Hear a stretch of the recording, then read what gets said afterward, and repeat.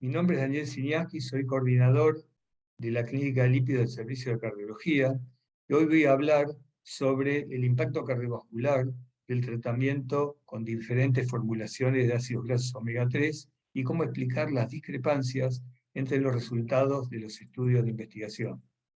Para tal fin, voy a hablar primero sobre los estudios JELIS, REDUCE-IT y STRENGTH. Voy a tratar de explicar las discrepancias entre el estudio REDUCE-IT y el STRENGTH, y finalmente voy a mostrar un análisis actualizado y las conclusiones. El estudio JELI fue efectuado en Japón, se incluyeron pacientes tanto en prevención primaria como secundaria, y se comparó el tratamiento con la asociación de ácido eicosapentaenoico, EPA, en una dosis de 1.8 gramos asociado a estatinas, frente a monoterapia con estatinas. Podemos observar que la reducción de riesgo fue del 19%, y es interesante remarcar que la variación en el nivel de triglicéridos fue mínima, solo de 8 miligramos por decilitro. Otro estudio más pequeño fue publicado más recientemente, también con un esquema similar, comparó un tratamiento combinado con 1.8 gramos de EPA asociado a pitavastatina frente a monoterapia con pitavastatina, pero en pacientes con síndrome coronario agudo. Podemos observar que el grupo activo logró un nivel adecuado y elevado de ácidos omega 3 plasmáticos y que la reducción de riesgo fue impactante con una reducción de riesgo relativo de 58%. El estudio REDUCE-IT comparó el tratamiento con 4 gramos de etiloicosapento, que es EPA purificado, frente a una placebo, que era 4 cápsulas de aceite mineral. Este estudio incluyó pacientes de alto riesgo que eran diabéticos con factores de riesgo asociados o pacientes que habían tenido un evento cardiovascular previo. El nivel de triglicéridos debería oscilar entre 135 y 500 miligramos, y es importante remarcar que todos los pacientes estaban medicados con una dosis adecuada de estatinas, muchos con ezetimibe, para mantener un nivel adecuado de colesterol LDL, que debía oscilar entre 40 y 100 miligramos por decilitro. Este es el proceso altamente sofisticado para lograr el etiloicosapento, que son ácidos grasos omega 3 EPA al 96%. El resultado fue espectacular, una reducción de riesgo del 25%, con un número necesario de tratar para prevenir un evento de solo 21 pacientes y una P con múltiples ceros marcando su elevada significación estadística. Es importante remarcar que en el análisis de subgrupos, este resultado fue independiente de la dosis de estatina utilizada, y aún más interesante, también fue independiente del nivel basal de LDL. Fíjense que pacientes con un nivel de LDL menor a 67 miligramos por decilitro lograron un beneficio marcado de 28%. El estudio STRENGTH incluyó pacientes con características muy similares, quizá con un poco menos de riesgo que el estudio REDUCE-IT, pero utilizó como droga o fármaco activo Epanova, 4 gramos, y el comparador, o sea, el placebo, eran 4 gramos de aceite de maíz. ¿Qué es el Epanova? El Epanova son ácidos grasos carboxílicos de omega 3, que a diferencia del etiloicosapento tienen un balance bastante equilibrado entre EPA y DHA. El ácido carboxílico se absorbe más fácilmente a nivel intestinal. El resultado del estudio STRENGTH fue neutro, como podemos observar, tanto es así que por falta de beneficio el estudio fue detenido antes de lo previsto. Ahora, ¿cómo se puede explicar la discrepancia entre el estudio REDUCE-IT y el STRENGTH? Y fundamentalmente voy a mostrar 3 puntos que podían justificar esta diferencia. Primero, si hubo algún efecto deleterio del aceite mineral, si los mecanismos del EPA y DHA son similares, y finalmente, si hubo impacto en los niveles plasmáticos de EPA y DHA en este resultado. Con respecto al aceite mineral, es real que en el grupo placebo del estudio REDUCE-IT hubo un discreto aumento del nivel de colesterol LDL. Si uno analiza matemáticamente en base a los resultados del CTT, podemos estimar que este impacto no es mayor al 5%.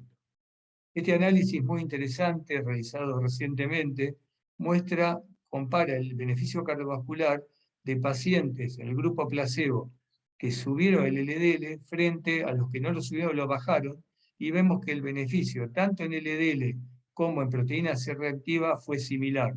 O sea, hubo beneficio independientemente en el grupo placebo el colesterol LDL haya subido o haya bajado o esté igual. Finalmente, con esta evidencia, la FDA dictaminó que es muy improbable que el efecto que mostré del aceite mineral puede invalidar los resultados tan impactantes del estudio REDUCE. El segundo punto es si los mecanismos protectores del EPA y DHA son similares. Y realmente son diferentes. Estos son estudios muy interesantes de investigación básica efectuados por el doctor Preston Mason en Harvard, donde podemos ver que la disposición espacial en la membrana celular del EPA es totalmente diferente al DHA. El EPA, a través de su ubicación dentro de la membrana, previene la oxidación de colesterol LDL y genera estabilización de membrana, algo diferente al EPA, al DHA, perdón, que no tiene una alineación correcta y permite la entrada de colesterol a la membrana celular y también tiene menor efecto antioxidante. Esto también se puede observar en seres humanos en lo que es los marcadores plasmáticos, donde vemos que el EPA o el etiloeicosapento genera reducción de marcadores plasmáticos y lipídicos importantes como el ApoB, remanentes, VLDL, colesterol total, colesterol no HDL, pero además de eso hay una reducción significativa de marcadores inflamatorios como es el ApoC3, el L oxidado, la lipoproteína ligada a la fosfolipasa 2 y la proteína C reactiva ultrasensible. Este es el estudio Evaporate, que con un método y un software sofisticado de resonancia de tomografía computada, angio-TC, demostró que el tratamiento con etiloeicosapento comparado con placebo generó reducción de la placa, menor progresión de la misma y además reducción en los niveles lipídicos de la placa. Un estudio interesante también es el estudio Cherry, que hizo el mismo análisis con IBUS, o sea, eco intracoronario, donde podemos observar también que hay menor progresión de placa cuando se asocia etiloeicosapento o EPA a la estatina, frente a una monoterapia con estatinas, y además también una reducción del componente lipídico de la placa. Y finalmente, ¿cómo impactan los niveles plasmáticos de EPA y DHA?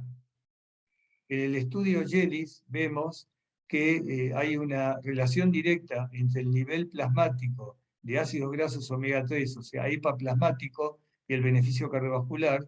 Cuando este nivel supera 250 microgramos por mililitro, la reducción de riesgo es de 20%.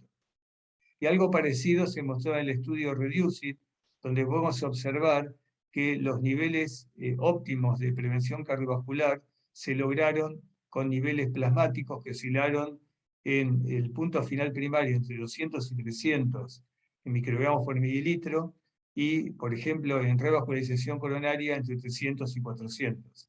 Si comparamos los estudios de investigación que mostré, el JELIS, REDUCE-IT y STRENGTH, vemos claramente que el nivel logrado de EPA plasmático del STRENGTH es significativamente menor que los logrados en el JELIS y REDUCE-IT. Los investigadores del STRENGTH hicieron un subanálisis que fue presentado en el último meeting del ACC en marzo, donde trataron de demostrar, dividiendo la población en 3 niveles plasmáticos, en tercilos del nivel logrado plasmático de EPA, y tratando de demostrar que el grupo que obtuvo un nivel mayor a 116 tenía más beneficio. Podemos observar que esto no fue así, O sea, independientemente del nivel logrado de EPA plasmático en el estudio Strengths, no hubo ningún beneficio y tampoco hubo un efecto deleterio en pacientes que tenían niveles elevados plasmáticos de DHA.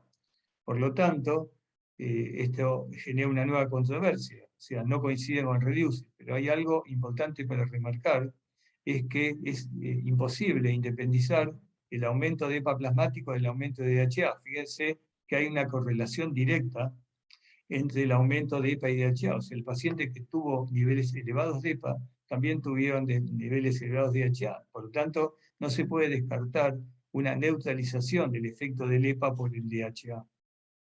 Finalmente voy a mostrar un metaanálisis actualizado y algunas conclusiones. Este metaanálisis fue publicado muy recientemente y podemos observar que los ácidos omega 3 realmente reducen el riesgo cardiovascular, pero cuando comparamos los resultados de los estudios que incluyeron EPA purificado, etilioicosapento, y lo comparamos frente a los estudios que utilizaron dosis moderadas o elevadas de la combinación de EPA y DHA, vemos claramente heterogeneidad. Por lo tanto, vemos claramente que todo el beneficio, el peso del beneficio, está en el grupo que recibió EPA purificado o etilioicosapento. Finalmente, las conclusiones: los ácidos grasos omega 3 reducen el riesgo residual, pero con resultados heterogéneos. Las dosis moderadas o elevadas de 2 a 4 gramos de EPA puro reducen eventos cardiovasculares. Los estudios que evaluaron dosis moderadas o elevadas de la combinación EPA-DHA fueron neutros. Y finalmente, las diferencias en el beneficio clínico se fundamentan en los diferentes mecanismos moleculares de EPA y DHA, dosis utilizada y niveles plasmáticos de EPA, no pudiendo descartarse un efecto deleterio de las dosis moderadas o elevadas de DHA. Muchas gracias.